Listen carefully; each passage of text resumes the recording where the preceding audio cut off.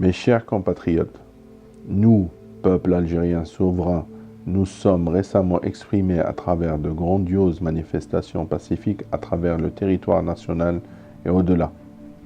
Ce mode d'expression oublié nous a fait prendre conscience de la force de l'unité et nous a permis de gagner une bataille, mais la lutte doit continuer pour rendre au peuple le choix de sa destinée. Le refus d'un éventuel 5e mandat du président Bouteflika est la fin de ce pouvoir, sans une demande légitime du peuple, alors même que ce régime a échoué à transformer notre pays en un État moderne et prospère.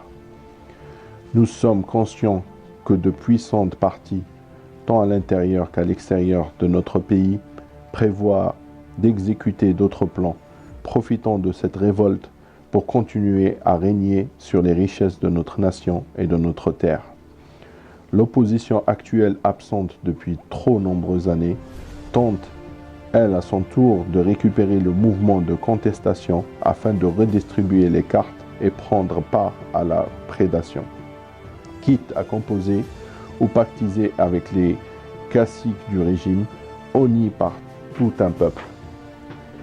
Il est même possible que certaines parties du gouvernement soient tentées de jouer la montre en pariant sur l'essoufflement du mouvement, ou même provoquer les dérapages nécessaires afin de discréditer la légitimité revendication du peuple algérien et casser sa dynamique.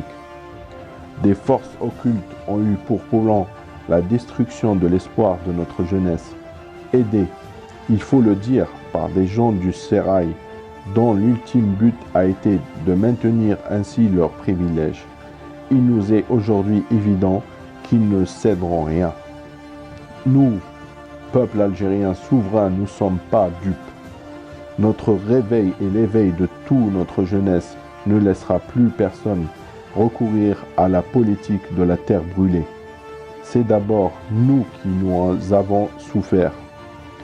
C'est désormais à nous que revient la mission d'établir notre propre vision et d'engager des actions concrètes pour le salut de notre pays, pour notre avenir et celui de nos enfants, et éviter ainsi les pièges tendus de nombreux pays lors des révolutions récentes.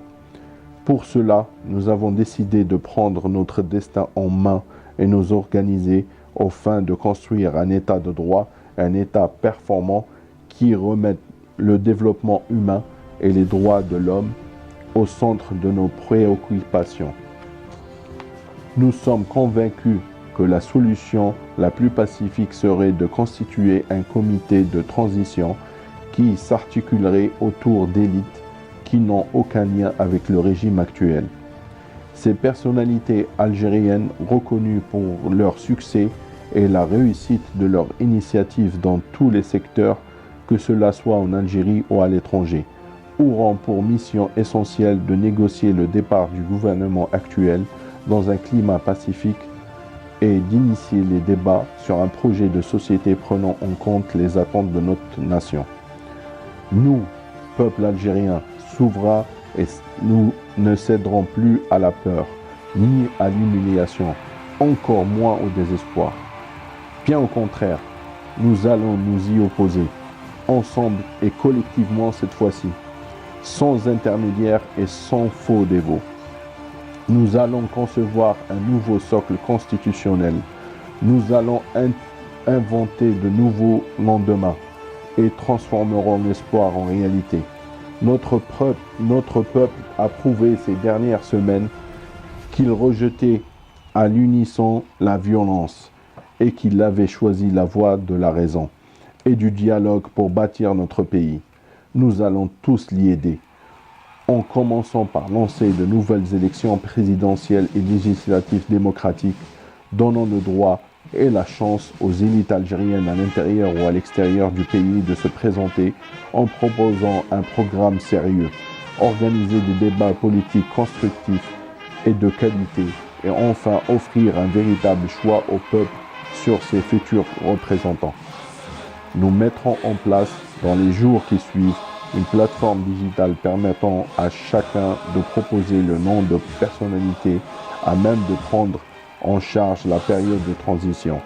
Ces personnes, qui seront les artisans de l'Algérie de demain, seront désignées en toute transparence après avoir réuni le maximum de voix numériques, une méthode démocratisée de vote moderne.